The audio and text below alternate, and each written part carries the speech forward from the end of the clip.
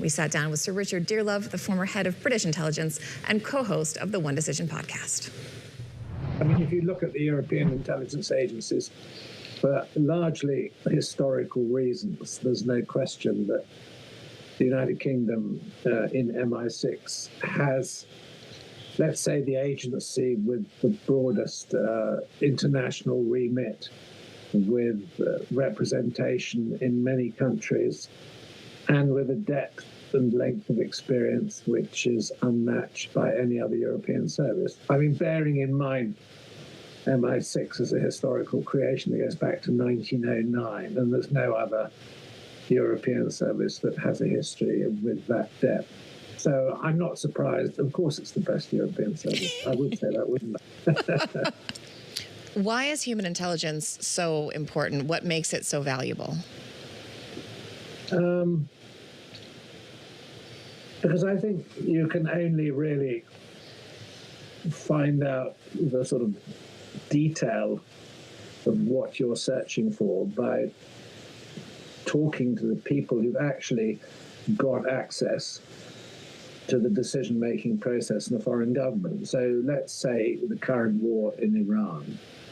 I would imagine that, let's say, Mossad has human sources amongst the Iranian leadership. You therefore get a much more integrated and clear picture of how the leadership of the IRGC is thinking in the conduct of the war. I mean, intercept can be valuable and really important, but you might only have a partial picture. And, you know, data analysis doesn't give you that human dimension. And is it getting harder to recruit and train people to be successful operations agents? I mean, do people still want to be spies? It seems like in an era where everybody wants to tell everybody everything, is it hard to say to a smart young person, we want you to do a lot of risky, amazing stuff, but you can't put it on Instagram? Yeah, I guess that's a good point. But I think if the career is regarded as prestigious, if the career offered is good. I mean, I can honestly say I was in MI6 for 38 years, and despite the discipline, the restraints, the secrecy, I probably never had a boring day at work. How many people can say that in a 38-year career? So there is an attraction. I think it requires a special type of character, you know, that's suited to the work. Of course, not everybody is, and the selection is pretty fierce. But certainly in the UK, it's maintained its reputation of an attractive career. In some other countries where the intelligence community has been more politicized, I wouldn't say that's necessarily true. Well, speaking of, I'm wondering what your assessment is right now of cooperation between MI6 and the CIA. I know when you were head of the agency, you spent a lot of time in Washington. You spent a lot of time both in Langley and in the White House. But is that cooperation as good as it used to be? And does the CIA have a retention and recruiting problem at the moment? Well, the last of your questions first. I'm told that the CIA does have a recruiting problem at the moment. But that's maybe because there has recently, I think rather shockingly, been a purge of senior officers on the basis of the degree of their loyalty to MAGA republicanism. I mean, it shouldn't be a party issue, but I think it's become so. And I think the previous or departing DDO, that's the head of the operational bit of CIA, I think he was called Tom Sylvester, who should have finished his career in London, has been denied the job and has retired because it wasn't absolutely clear that he was a sort of uncritical MAGA Republican supporter. I find that very alarming and not good for the service at all. I mean, the tradition in MI6 is that you work, whatever the party is in government, that you don't express a political opinion.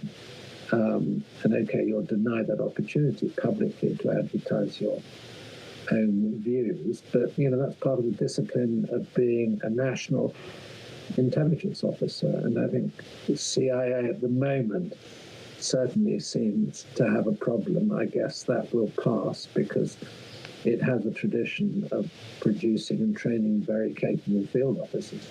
When you look at other intelligence agencies, including MI6, at the moment, do they trust the CIA? Do they trust sharing intelligence with the United States? Yes, I think they do. I would say that over time, there have always been issues of complexity in those sorts of relationships because there can be divergence in political aims, and there can be problems which arise sometimes which are not publicized. I mean, during my time, although we were very, very close to CIA, I'm talking about 9/11 or let's say the war in Afghanistan, war in Iraq. If you go back a step before that, there were problems between the UK and the US over the conflict in the Balkans, where there were policy differences and problems arose which were more of a political nature. This isn't unknown, but I mean, I would have thought that both sides will be trying to make the operation work, but sometimes you have a view in the White House, or maybe you have a view in number 10 Downing Street, which can cause problems. I mean, these relationships can be quite complicated. And, objectives, particularly short-term ones, can diverge. Would you still recommend a career in intelligence for a young person, either in Washington or in London? Yes, I think I would. I mean, if you're interested in geopolitics, if you're interested in the state of the world, if you are cool-headed, if you feel at home in foreign countries, and you are comfortable in those sorts of environments, that career can still offer a lot. And I think maybe some of the current difficulties that may have arisen between Washington and London, I wouldn't like to overemphasize them. I think the relationship is still quite close on the intelligence side.